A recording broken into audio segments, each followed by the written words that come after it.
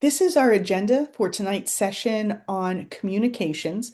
I will be gearing this mostly towards candidates. You might be someone who is a campaign staffer or a campaign volunteer. I also think if you are a county party leader, this also might be relevant information for you as well. So we'll talk about communication strategy. I'll share some information about developing your core message, talk about three categories of media, and I'll explain these in depth: paid, owned, and earned. And then we will wrap up with next steps and resources. So, jumping into communication strategy.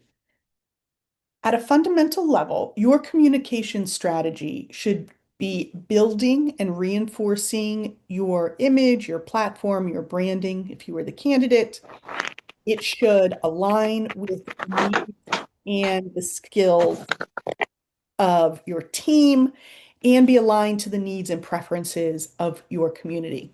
Everything you're doing as a candidate all day, every day, when you're campaigning is about how do I get more votes? What do I need to do to win? And these are some ways communication supports that goal. The questions to ask as you're developing your communication strategy. Questions are, what action do we need people to do? Who are the people who should take that action? And then what medium, what message, what messenger will move them to take that action? What's important about this, and this is an example of how I would track this information. I think in terms of spreadsheets. So I would make a grid and think about different audiences. What's important here is to know that not every audience gets the same message from you. They don't all get the same call to action. They don't all interact with you via the same medium. So give some thought to the different audiences that you will be communicating with, what action you would like them to take, and how you can get them to take that action. As you're thinking about that communications strategy, when you start planning your tactics, I encourage you to think about how you're going to balance effectiveness and efficiency. So, what I think about here is that with mass media, um, TV ads, magazines, things that hit large groups of people at once, you can reach a lot of people at a time. But the more you can target your communication to smaller groups of people, it can be more effective, more persuasive. So you're running a municipal race this year. Most of you, I don't know if I saw anybody who's running like next year for state legislature, but if you're running a municipal race this year, for example, you're probably not going to have TV advertising. It's very expensive. Um, so that might not be a mass media target you're thinking of, but you still want to balance reaching a lot of people with having a focus message for a particular audience. Also, in your communication, you want to be authentic and you want to be consistent. When I say that different audiences get different messages, what that does not mean is that they're contradictory. Voters can sniff out politicians. Voters do not like politicians generally because they think politicians, the stereotype of a politician is someone smarmy, someone maybe who isn't authentic, who says whatever they need to get elected no matter what. I encourage you to stand firm in your values. And when I say different audiences get different messages, that doesn't mean that you lie to anyone or that those messages are contradictory. What it means is you ask a donor to donate to fund your campaign because they believe in your vision. You ask a voter to vote for you because they're your neighbor and they trust you. That's what I mean by different audiences get different messages. The last point here is about repetition. You've got kind of a small runway, short runway here between now and your election, but repeat your messages. When you get a message that is authentic, that works for you, that really represents the values of your campaign, repeat it, repeat it, repeat it, repeat it. about the time you're getting bored of saying that same thing over and over is probably about the time people will start hearing it. So you might feel like, my gosh, I keep saying the same thing over and over, but you need to talk to a lot of voters and they haven't all heard that thing. So this is one thing that I'm not going to give credit to Republicans or to that orange goober, but they do a good job of repeating simple messages over and over in a way that encourages the public to pick up those messages and carry it forward. So repetition is your friend. If you've attended the previous sessions, we've been building out a strategic plan. The elements related to communication that will go into your strategic plan, you should be able to have information about these elements. So, about you, about your opponents. How are they talking about themselves? How are they talking about you? What are their strengths and weaknesses? Who else is running? Why are you different? And why are you better? And when you think about this message, why people should vote for you, I encourage you to put yourself in the voter's shoes. So this isn't vote for me because I love our community. Lots of people love the community. Vote for me because the current guy's an idiot. All right. Think more about what's in it for the voter. They should vote for you because you are going to address an issue in the community, potholes, sidewalks, um, development. What's in it for the voter? Why should they vote for you?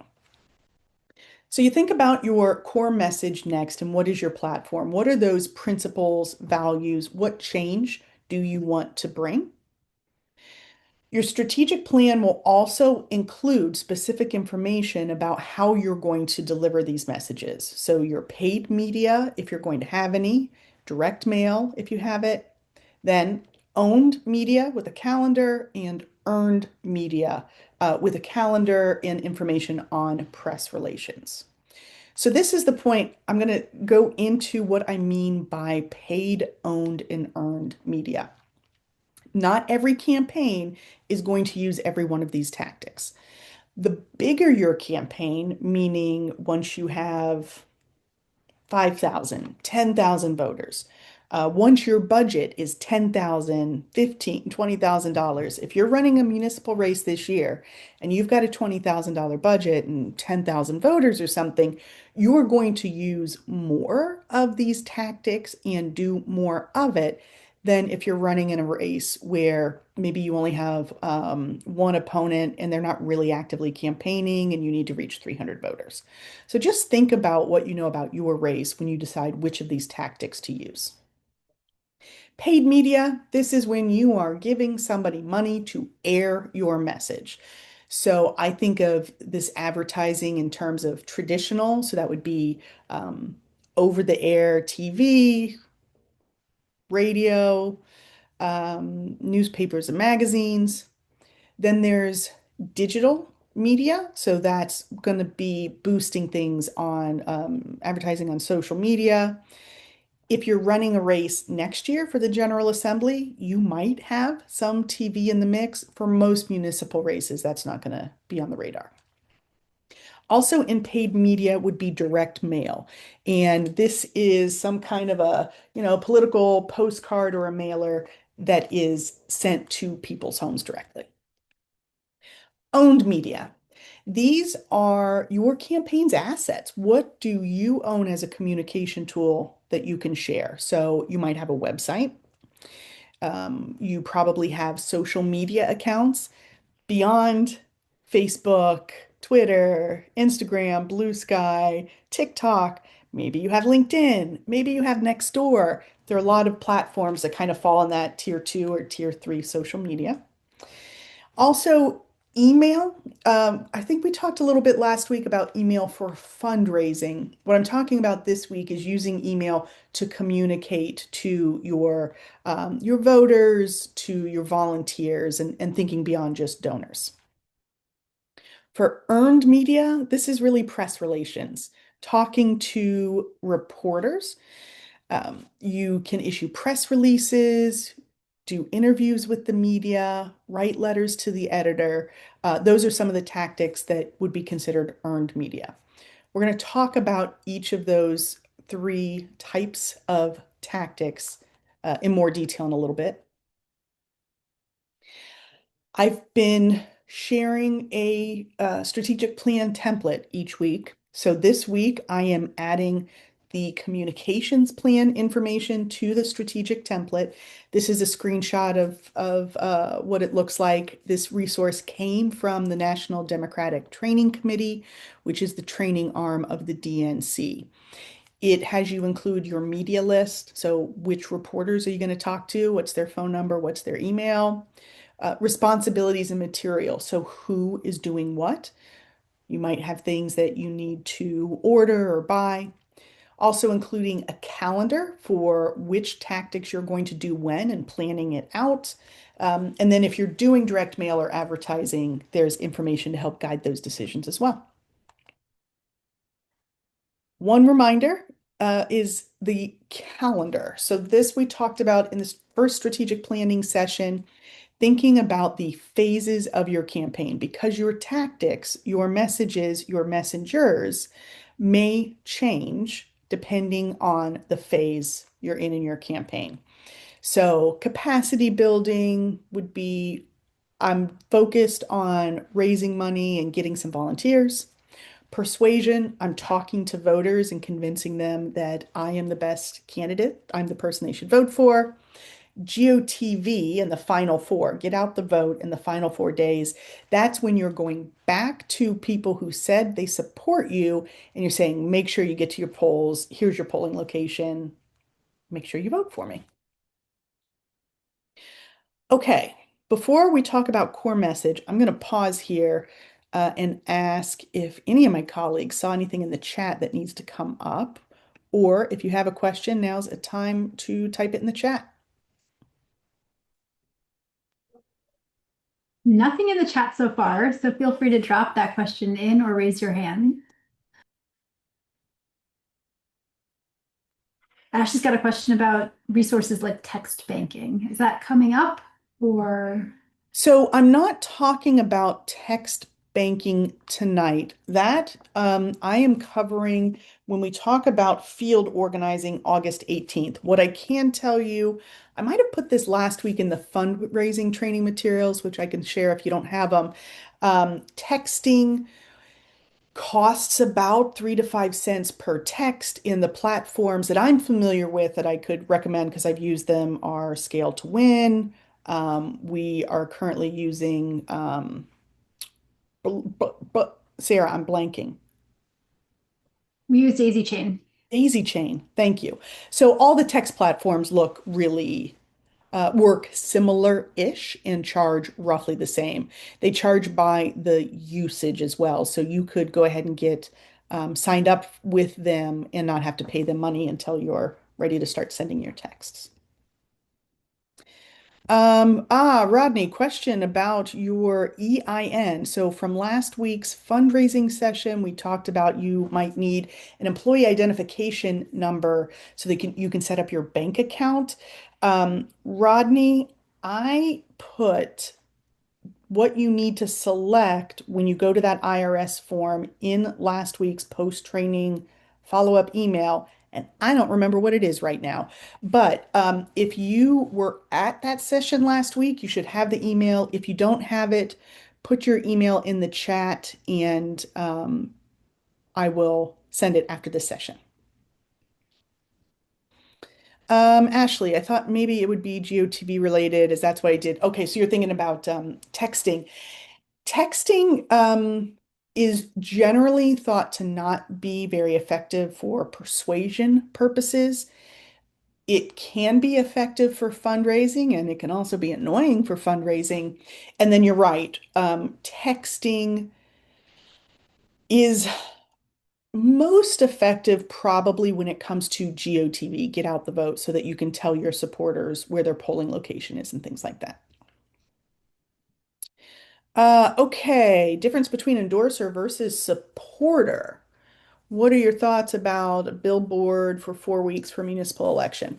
A supporter and an endorser, I don't know, I think it might be a little bit of semantics. So, an endorser is probably someone who has a degree of authenticity and power in the community who are saying, I give this person a thumbs up and their opinion carries weight. A supporter, I might think that's more like a volunteer or someone who's going to vote for you or is helping with the campaign in some ways. When it comes to billboards, I don't know enough about billboards myself. Um, I think, um, gosh, let's come back to that a little bit. I'm going to let my colleagues stew on that. I want to keep going in the content. I just don't know that I have enough information to tell you. Might be a good question to come to candidate office hours. So we'll drop that link in the chat. That's an opportunity to have a little bit deeper conversations. Core message. Your core message is really a paragraph, a few sentences that quickly, succinctly communicates who the candidate is, what they're about, and why a voter should support them. So you want to spend some time developing this core message. It will help you in all of your conversations going forward with donors, with endorsers, with voters. Very helpful. Can be a very difficult exercise. And if you have a campaign team, a campaign manager, or a consultant who's helping you, they can help with the development of this. If you don't have somebody like that helping on your campaign, ask a friend, family, a mentor. Also, this might have a little push and pull, so be prepared to get some feedback and hear how other people perceive you as a candidate. A strong core message, it's clear, it's crisp and concise, should be anchored in your values and in your personal story. Your personal story is why you're doing this work, who you are, what motivated you to take action. A strong core message is authentic to who you are and your vision for your community. I think that's the second time authenticity has come up. It should resonate with the voters that you're hoping to persuade and to serve as an elected official. And ideally, it's easy to remember and repeat for you because you'll be saying it a lot. And also, you want it to be easy enough and repeated enough that your supporters, your volunteers can pass that message on to their community as well. So, your core message should be focused, should have an emotional hook, and be a compelling story. Your core message is not generic, vague, disconnected from the community. Your core message should not be chock full of data and statistics. This should really be about what is causing you, what drove you to take this step to run for office, why you want to serve, and your story around that. If you previously attended the session, the training for people considering running for office, I'm not going to go through all these questions, but these are questions to think about and to use as you develop your core message. The key questions are why you, why now, and why this race? And there are sub questions to help you develop this part of your key message. That doesn't mean the answer to every one of these questions makes its way into your core message. But as you're developing that message, thinking about your answers to these questions will be helpful.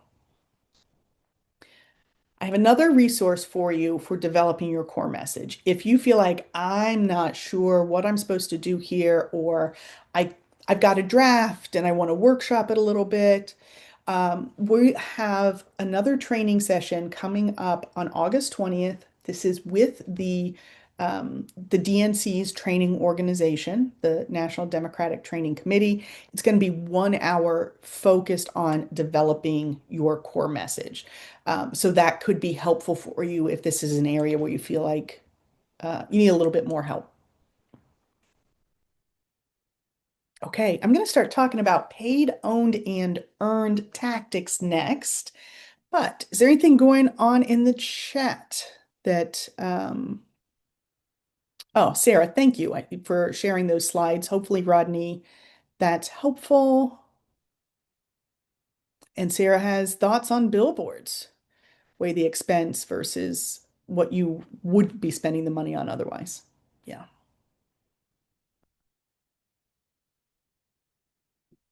What other questions do you have?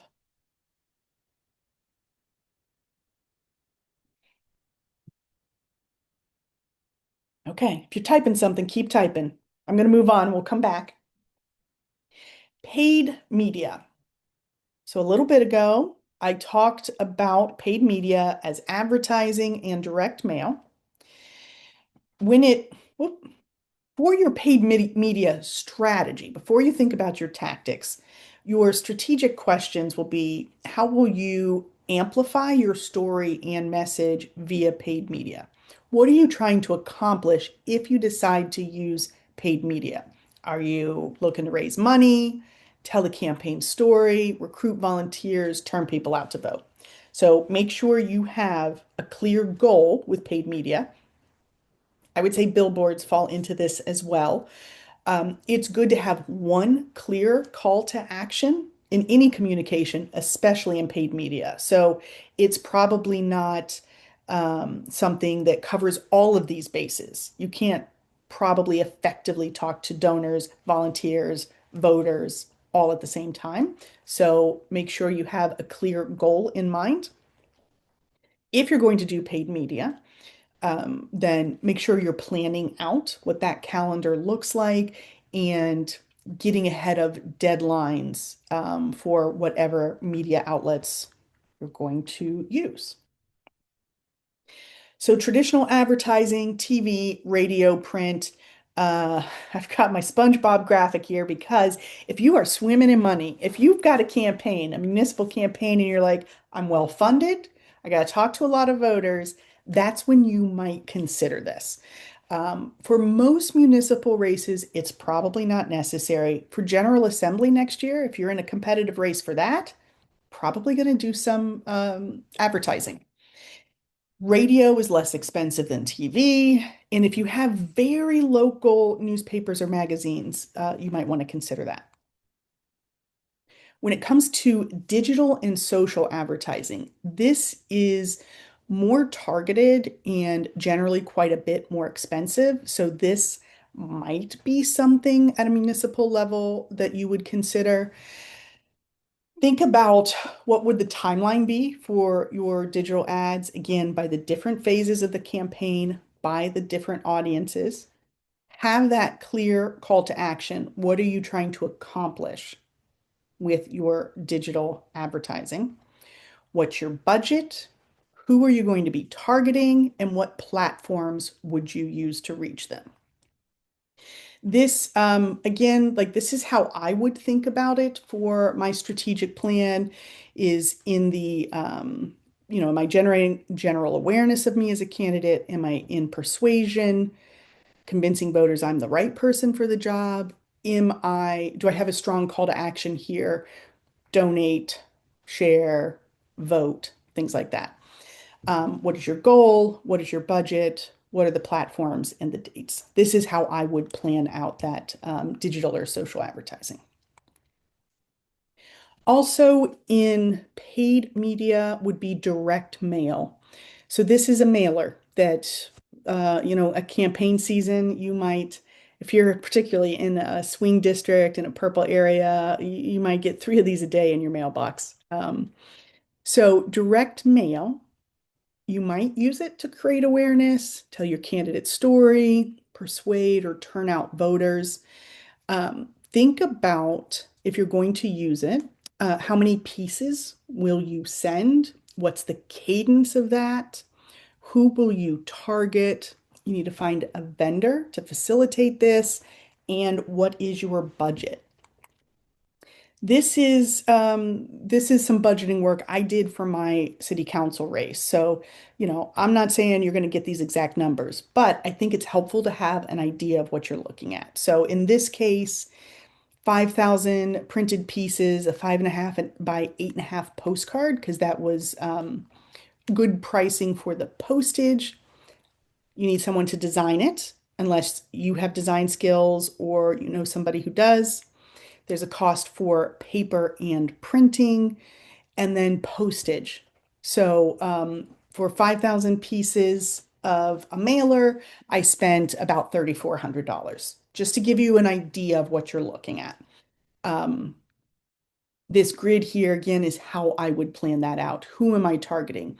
Dems only, Dems who vote in municipal races only, maybe undecided, unaffiliated voters who vote in municipal races. You just need to think about who you're going to contact, and this grid would maybe help you think about your budgeting for that.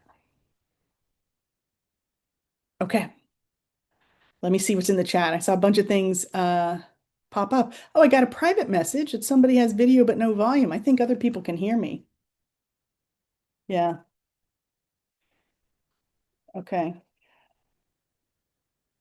Okay. Let's see. Which has most impact on voters, face to face or sending out postcards? Face to face. Absolutely. Face to face.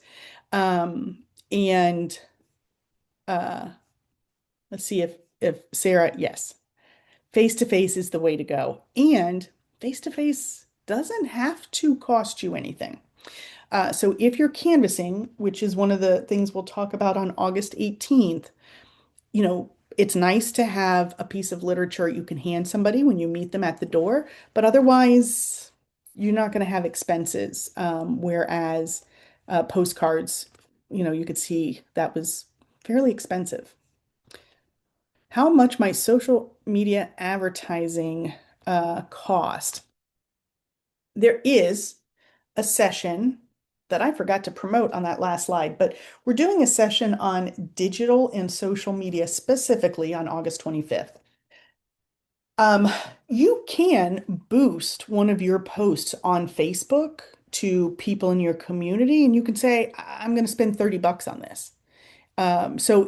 Social media advertising doesn't need to be these big line items the way like a TV ad is. So I don't know if anybody else here, maybe Amanda or Lillian, have better kind of rule of thumb to share, but it doesn't need to be cost prohibitive for boosting social media. Yeah, I, the only thing that I would add is that you know, to Chrissy's point, you do get to set your budget. It depends on what kind of reach you're going for. And we're happy to kind of talk through what a ideal audience would look like if you have questions or want to dig more into the weeds of what an audience that you're trying to reach might be. So you can email digital@ncdp.org or come to our candidate office hours. Yeah, so that's a great question to bring to office hours, which we do Mondays at 1 o'clock, and multiple departments are we're hanging out in a Zoom, just waiting for people to ask us questions. And some of these for individual campaigns, it takes some nuance for us to give you a really helpful answer. So office hours is a good way to go. and I'll add that one of the things that I like about using, especially like Facebook, to be able to boost posts, or even in having an event, you're able to set your demographics. So if this is the type of group I'm trying to reach, or I've been able to maybe knock on doors with this group, but I haven't been able to knock on doors with this type of group, whether it's age or what the demographics are, you're able to set that in the ads. So I think that makes it really easy to kind of determine where they are on the map that you're trying to reach, and then also who you're trying to reach. If you're trying to have an event, maybe you want to have like a meet and greet event you create on Facebook for free, and then you get an ad for say 20 bucks, and it might reach 2,000 people. Or if you're, like they mentioned, boosting a post, it really is a matter of how long you want it to be up there, and then you pay based on how many days it's up there, and it'll tell you how many people you can reach. So I always like using that in different areas and things that I do as well. Susan, I love your question because you are thinking the way you should be, I think. How much should demographics play into what form of communication you'll use? For example, if you want to reach Gen Z, undecided, choose to spend time on YouTube or TikTok. You absolutely should be customizing the medium with your audience. I think the way you're thinking about it is smart. Um, Ultimately, you want to reach all of the people everywhere, but you do need to prioritize. You can't do everything. The work is infinite. So, thinking about who do I think is most likely to be excited about my campaign and vote for me so that I can win, where are those people? Don't try to pull them to you. Go to where they already are and put your message out there. So, thinking about absolutely like um, if you're trying to reach a lot of voters over the age of 70, maybe you knock on doors during the daytime on the assumption they're probably more likely to be at home. If you're trying to reach people 18 to, gosh, I don't know, 40, um, I don't know, is calling them going to be effective or should you text them? So think exactly the way you are, who you're trying to reach, what you want them to do, and how you can most effectively get your message to them. Okay. Owned media. Let's go back to owned media here, which again is website, your social media platforms, your accounts, and email. Um, okay, we have a resource we can share with you. If you do not yet have a campaign website and you would like one, you can request access to templates that we have made that work on Wix or Squarespace. So if you've started researching building a website, those are Wix and Squarespace are two websites, platforms that can make it easy for you to buy a URL, host your web page, and get it up fairly quickly. I used Squarespace. I'm not as familiar with Wix, but we have a template. So if someone would drop the link for that template, you could go request access for that. Let us know which of those two platforms you use, and we'll send you the right template. For most of digital and social owned media, I'm not going to have time today to go into a lot of detail about the different social platforms, when to use Facebook versus Twitter versus Instagram, and what are the different dimensions of the graphics, things like that. We have a dedicated session coming up on August 25th at 6 o'clock. So join us for that session on digital and social. Amanda will be back with me, as will Catherine, who is one of our digital specialists. So we'll go into more depth on that in that session. And I gave Lillian a typo. The digital and social is not August 23rd, it's August 24th. Sorry, Lillian. I gave you the wrong information. Chris, did you have your hand up? This says August 25th on your graphic, Yes. and you just said 24th. Oh my And in God. the chat it was 23rd. Just to clarify. It is the 25th. There's a lot going on, y'all. I can't keep it all straight. I apologize. The graphic is correct. Monday, the 25th. Thank you, Chris. Okay, let's talk about email. And there is a training coming up on using email for fundraising purposes. What I'm talking about here is uh, not using email for other purposes. So this is emailing with your volunteers if you have them, emailing with people who have indicated that they support you, emailing with people you know from the community. List building. The first question when you're thinking about how you might use email is, what email addresses do you have now? So this is about, scraping your Rolodex. Who's in your phone? Are you a member of groups that will support you and share their email lists? Does an organization endorse you, and are they willing to send an email on your behalf or give you their email list? If this is your first time running and you run again, constantly building your email list is something people are always doing. So the bigger the list, the more people you can talk to.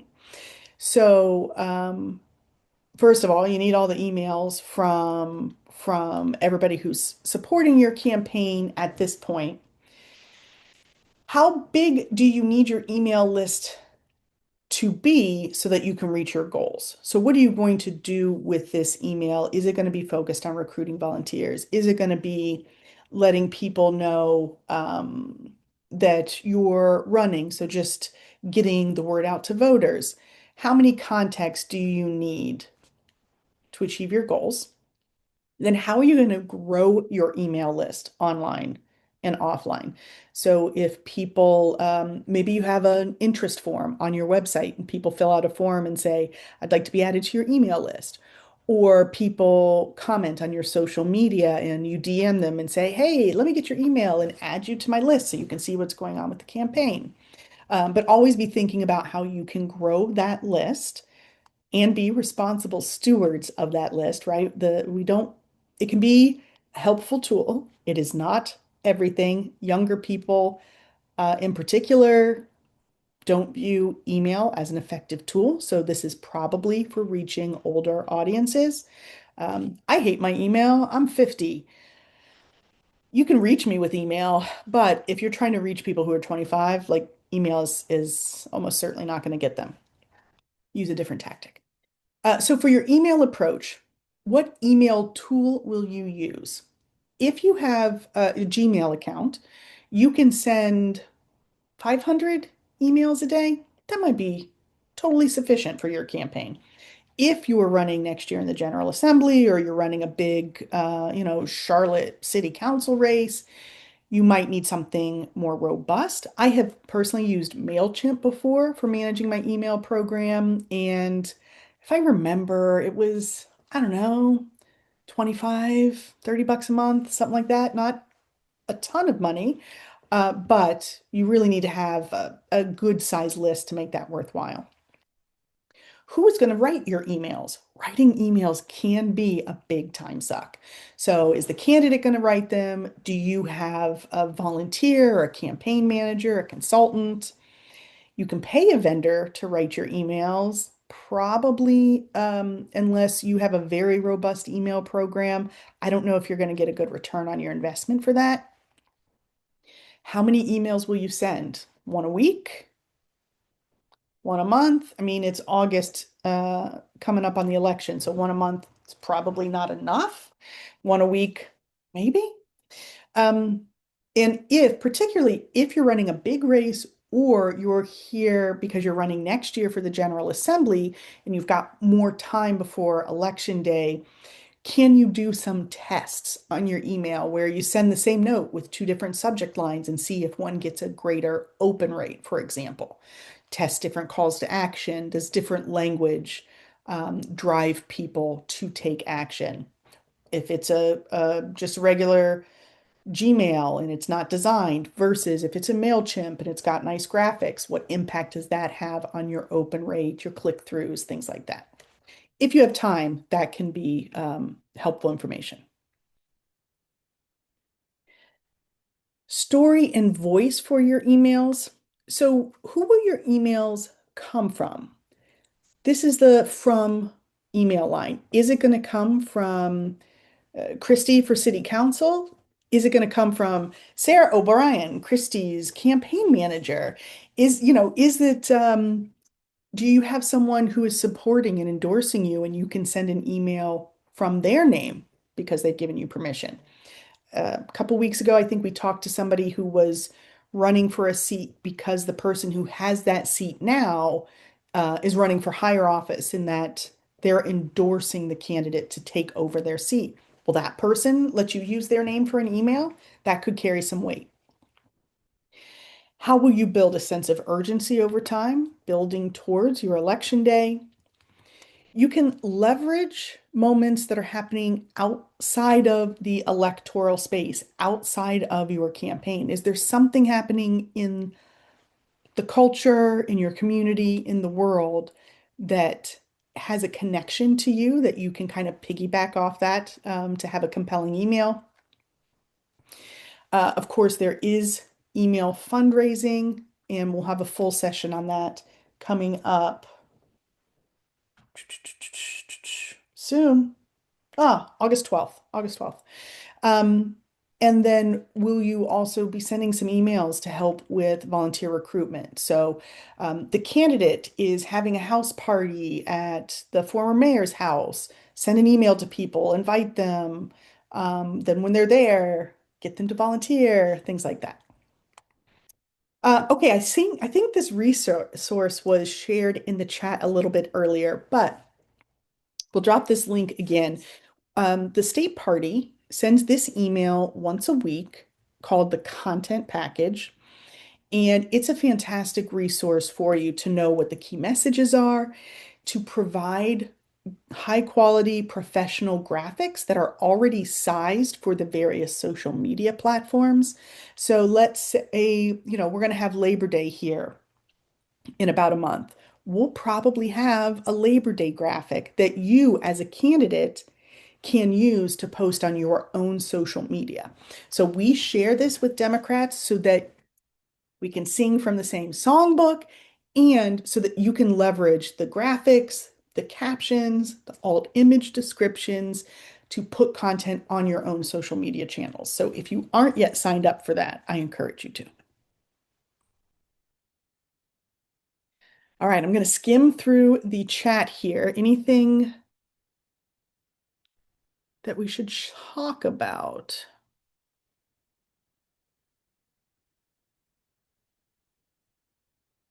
Oh, I see a little conversation about advertising on social media. They change their rules about political advertising all the time. When I ran 3 years ago, I had to jump through a lot of hoops to do advertising on Facebook in particular. And so if that's something you think you might want to do, get a start on that so that if you have to do some onerous paperwork, you're ahead of it. Thank you, Christy, for the note about Wix. I'm not a Wix user. Oh, and thank you, Sarah. Shanice, you had a question about figuring out how many people to talk to. Yes, we do have a training coming up on how to calculate your win number. That's this Wednesday, and it will take into account how many people have turned out the past couple of elections. So how many people do you think need to vote for you this year? And therefore, how many people do you need to reach out to drive that number of votes? Okay. Earned media. I am going to breeze through this as well because Amanda is coming back on August 20th, so we can do a 1 hour session specifically focused on media, building your press release, interviewing skills, crafting a pitch. So that is going to come up on August 20th. And as I mentioned earlier, some of the earned media tactics would be issuing press releases, doing interviews with the media, maybe writing letters to the editor, or having endorsers or supporters write letters to the editor. What you could do between now and that August 20th date is dig around for a media list. Is there a local radio station? Is there a local newspaper or community magazine? Think a little broader too. Are there newsletters for church groups or civic organizations? Um, I know in my community, there's somebody who just in the past 6 months started doing like a daily email newsletter about news in our smallish town. Maybe there's a Facebook group for your town. So think about what those media outlets are so that you can start contacting them. Amanda, do you want to add anything on that? Yeah, absolutely. The biggest thing I think for a lot of people, like the request that I normally get when I'm at the World Tour talking to candidates is, how do I increase my social media presence? How do I get the media to come to events? And I think that there are media outlets is not always like the national news outlet that you're able to get on, But if you can find a story within what you do, if you're a veterinarian by trade and you're thinking, I'm seeing a lot of animals are coming in sick off a certain item, or there's certain foods, or there's something I need to warn the public about, you could always reach out to your local media, your local newspaper, local radio, local TV station reporter, and let them know what's happening. And as a veterinarian, they may come talk to you as a veterinarian, an expert. By the way, I'm also running for office. So you're able to slide that in. And so there are a lot of ways that you can get the media to cover you or what you're doing. It just doesn't always have to be, hey, please cover me. I'm a candidate running for your office and I need your help. And so I always kind of, I spent 24 years in TV, news, radio, online, digital, all of that. And I always would tell my friends when they would want to get on the news, I was like, well, what else are you doing other than trying to get people to buy food at your restaurant? Or what else are you doing other than, washing cars or being a, car salesman? Oh, well, we feed the homeless, or we do this. So try to find like a news peg is what we call it. And that'll help you get that news coverage you're looking for. But we'll go more into detail about that on the 20th. Thank you, Amanda. As always, with all of these communications, you need to think beyond yourself and what you're trying to get, but also your audience. What is in it for them? How can you help meet their needs as well? Okay, I'm going to run through these wrap-up slides, and then it looks like we'll have a few minutes for questions. So, what I wanted to highlight here, next steps for training. So we've already done strategy, fundraising, and communications today. I'll send the follow-up email for communications tomorrow. If you didn't have an opportunity to attend the strategy or fundraising sessions, I did record them. You could send me an email or reply tomorrow, and let me know that you'd like that. I just put my email in the chat. I will send that to you. In blue are sessions coming up. The red sessions are the ones that are particularly related to this communications topic. So campaign message, media relations, digital and social, those dates are coming up. If you have not yet requested Vote Builder, I really encourage you to request that. That is the database that we use to see all of the registered voters in North Carolina. Democrat, Republican, unaffiliated. We can give you a version of that for the voters in your particular race. There is a cash value associated with this tool. When I ran for city council, I had to pay $900 to get this kind of tool. We are offering it to Democrats for free running for office this year. So if you haven't requested that yet, please do. And I am also doing training on Vote Builder and how to use it. Tomorrow is Vote Builder 101 training. If you don't yet have access to the Vote Builder tool, but you want to learn more about it, join us tomorrow. Also, I got a lot of training videos on YouTube. You are a candidate, you have a lot to do. If you want to watch those YouTube videos and put me at 2x speed, make me sound like a chipmunk, I am totally okay with that. I just want you to have the information that you need. So, but get that Vote Builder. It's a powerful tool. I have shared the campaign plan template and I added the communications portion today. So if you want help documenting your thoughts, getting it on paper, you can use that template, make a copy of it, duplicate it, and then put your information in there. We also have a Discord channel for people running for office this year. So hopefully that link is still fresh because it only lasts 7 days. So we'll see. I'll make sure to update it for the follow-up email tomorrow.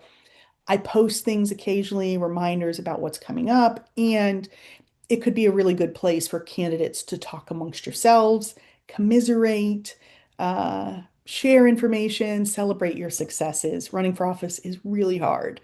So having that community might be helpful for you.